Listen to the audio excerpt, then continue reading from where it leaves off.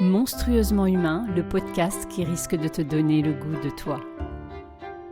Sois la bienvenue, créature au grand cœur. Approche-la.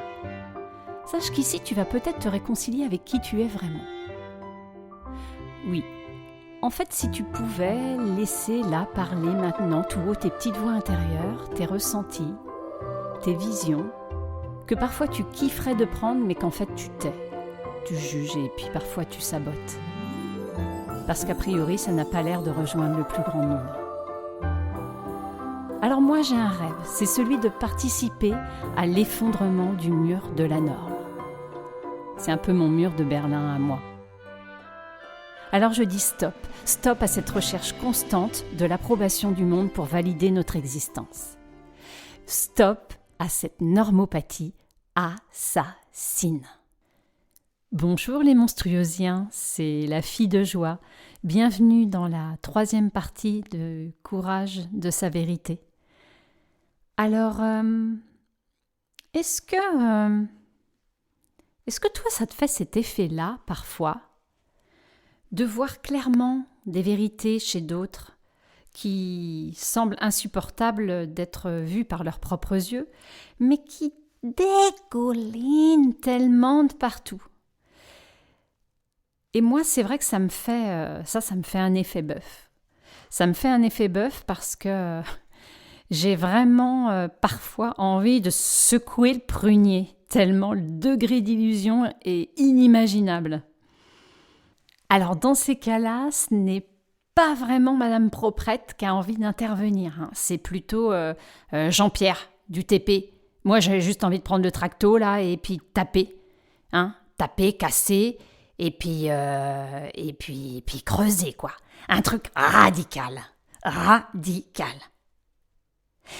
Alors là, je voudrais juste intervenir. Je vais faire une petite interruption de programme parce que là, c'est impossible pour Madame Proprette. On va s'excuser pour les Jean-Pierre. Parce qu'en fait, on n'a rien contre les Jean-Pierre du tout, hein. Et puis, nous n'avons rien non plus contre les gens du TP. Voilà. Et je voulais juste remettre les choses dans l'ordre. Voilà. Oui, bon alors, moi, je voulais aussi intervenir parce qu'en fait au départ c'est pas Jean-Pierre que je voulais utiliser comme prénom mais Gérard. J'avais envie de prendre Gérard et en fait depuis quelque temps j'ai des échanges professionnels avec un Gérard et j'ai eu un petit peu de scrupule à utiliser le prénom Gérard. Voilà, ça c'était la vérité de l'épisode et je n'ai rien contre les Gérard non plus. Bon, en tout cas, je crois que ce côté bulldozer qui s'agite là encore, c'est lorsque je sens encore de l'incohérence. C'est lorsque j'entends des discours ultra jugeants, des discours de généralité sur les gens, les autres, le monde. Et avec peu de remise en question sur soi dans l'autre sens, voire une grande illusion.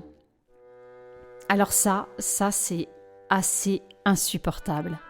Et puis forcément, il y a aussi la partie qui peut être insupportable parce que ça parle de soi. Ça peut aussi être insupportable parce que l'on n'arrive pas à s'avouer certaines vérités et que nous aussi, nous sommes dans l'illusion. Et que forcément, ça vient faire un miroir chez nous. Et moi, je crois, clairement, et je peux me couronner, je crois que j'ai bien pratiqué l'illusion sur certains pans de ma vie. Alors je sais de quoi je parle. Et je crois, en tout cas, je sens, moi, personnellement, que lorsque j'ai en face de moi, lorsque je ressens une personne avec une intention de vérité forte, eh bien, en fait, peu importe sa vérité, peu importe que la vérité dévoilée soit pas toujours dans les clous et pas reluisante. Parce qu'en fait, l'intention est tellement vibrante, importante, qu'à ce moment-là, je sens que je peux la rejoindre, cette personne, sans me forcer. Ça fait comme un aimant. C'est vraiment une connexion de cœur à cœur et d'humain à humain. Qu'en fait, on peut tout entendre. Parce qu'à un moment, ça ne passe pas par le mental, mais par le cœur. Et donc, je crois que dans ces instants-là, on peut accueillir tout simplement, sans drame, sans jouer le « Ah ouais, tu me dis ça », une sorte de banalisation, sans tomber dans le « Ah, c'est pas possible !» Rien. Tout est juste. Et puis, il y a un autre point dont je voulais te parler. Aujourd'hui, dans cet épisode, c'est quelque chose qui m'a interpellée parce que depuis quelque temps, et hors témoignage de podcast, hors témoignage de personnes qui réagissent à mon podcast, j'ai eu 3 personnes, une courant d'automne, je crois, et puis là, de façon successive, 2 personnes, hommes et femmes, qui m'ont livré des vérités, leurs vérités, tellement importantes que je me suis questionnée. Je me suis dit, tiens, ça arrive là maintenant et qu'est-ce que ça peut dire de moi, ça? Et j'ai trouvé, alors peut-être une réponse qui m'arrange, mais je me suis dit, si ces vérités, si importantes soient-elles, parce que je vous jure qu'il en fallait du courage pour les énoncer et les confier à quelqu'un. Alors je me suis dit que peut-être ça venait indiquer que peut-être moi j'avais fait un bout de chemin plus conséquent pour voir certaines de mes vérités un peu plus droit dans les yeux. Et tu veux bien me regarder, toi? Que peut-être, voilà, il y avait une partie de moi qui était un peu moins proprette et un peu plus déterminée à regarder avec humanité des vérités sur moi, des parties sur moi. Et que peut-être, eh bien ce voile qui se levait, cette illusion qui se dissipait, eh bien ça peut-être transpirait à l'extérieur et envoyait un signal comme quoi j'étais plus en capacité d'accueillir avec toute l'humanité que je peux contenir, voire la compassion,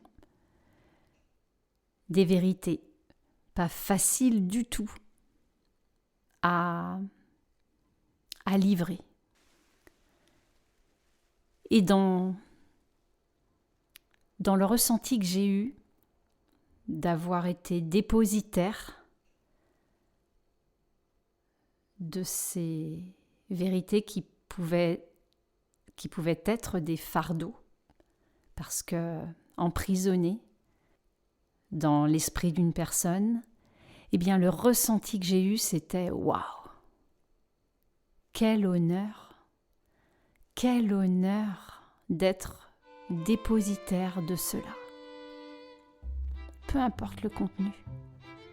Et vraiment de sentir la reliance, vraiment la reliance humaine dans cet instant-là. Et puis aussi de me dire, mais merci à toi. Merci à toi pour ton courage. Merci à toi de me montrer, d'être coiffé sur le poteau là, par quelqu'un qui te scotche, par son courage, par sa capacité à bien vouloir se mettre à nu. Et c'est très marrant parce que là, ce qui me vient, et ça fait longtemps que je ne l'ai pas fait, c'est youpi! Mais tellement merci d'être tellement humain, bordel, comme c'est bon! Délicieux! Alors je crois que pour cette 3e partie, je vais m'arrêter là. Et on pourrait présager que je fasse une 4e et dernière partie de ce courage, de sa vérité. Mais j'avais envie de te demander avant de se quitter, est-ce que toi aussi, tu t'es senti ou tu te sens parfois avoir envie de secouer le prunier de quelqu'un? Et si tu l'as déjà fait, raconte-moi ce contexte où tu as pu voir, entreapercevoir une vérité ou une illusion sur quelqu'un et que tu n'as pas pu t'empêcher. Raconte-moi, s'il te plaît. Et puis, j'aurais très envie de récolter vraiment cette information précieuse pour moi. C'est, est-ce que tu t'es déjà retrouvé face à une personne qui a eu le courage de dévoiler une part d'elle difficile à assumer pour elle? Est-ce que tu as déjà été confronté à cela et qu'est-ce que ça t'a fait vivre en toi? Est-ce que ça t'a fait vivre le « waouh » comme j'ai pu l'exprimer? Quel courage, comme une sorte d'admiration? Est-ce que, au contraire, ça t'a effrayé et tu avais plutôt envie de fuir cela? Voilà. Et peut-être d'autres propositions peuvent se dessiner.